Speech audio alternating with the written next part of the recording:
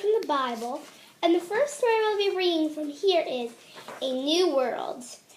The world was once as dark as night, but then God said, "Let there be light." The light appeared, it shone so bright, and so began the day and night. Then God made the great big sky, He made it wide, He made it high, with puffy clouds to sail on by. Oh, what a sky! Then God made the rocks and the land, He made the dirt, He made the sand. He told the plants and trees to grow, and it was so. Then God made a ball of light, the yellow sun so big and bright, and the moon and stars to shine at night. They were such a pretty sight. Then God spoke the special words, "Let there be some fish and birds. Let them fill the sea and sky, and swim and fly." Then God filled the land with cats and cows and sheep, and dogs and bats, and every creature you can find, two of each in every kind. Then God said, "Have a plan to make a woman and a man. Let them rule the land and sea. They will be a lot like me." And so it was when God was through and there was nothing left to do.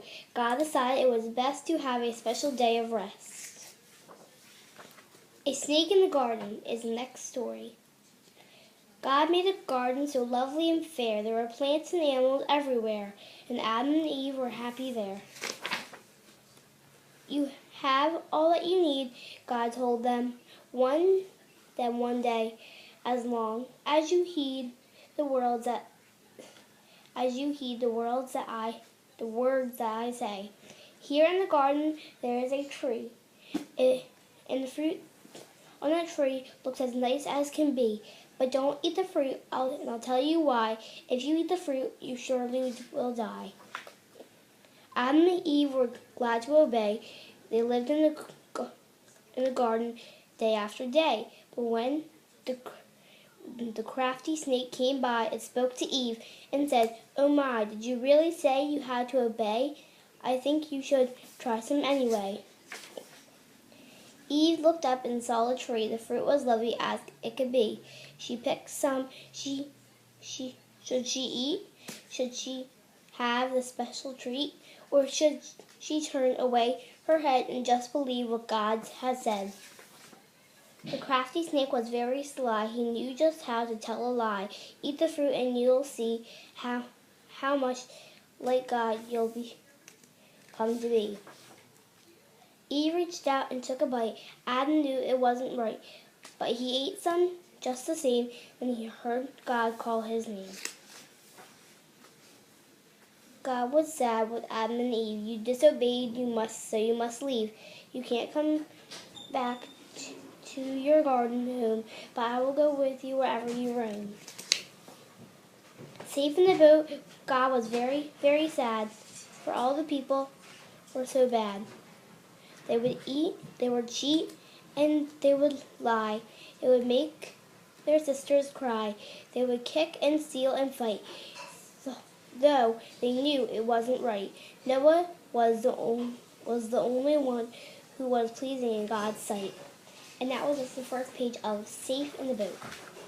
God told Noah, build a boat, make it strong so it will float, make it tall and make it wide, and put a lot of rooms inside.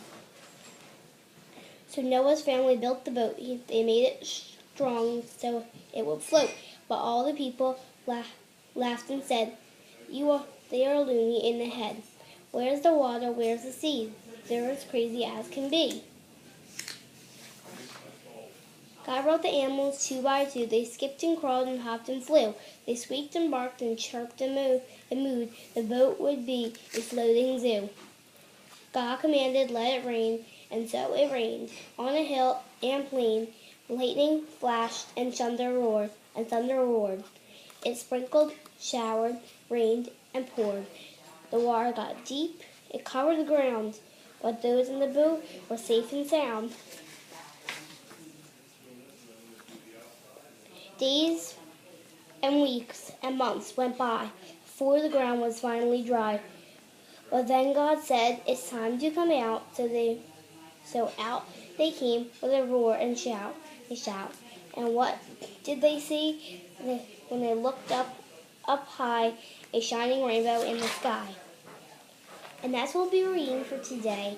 Thank you so much for watching, and Merry Christmas. Bye!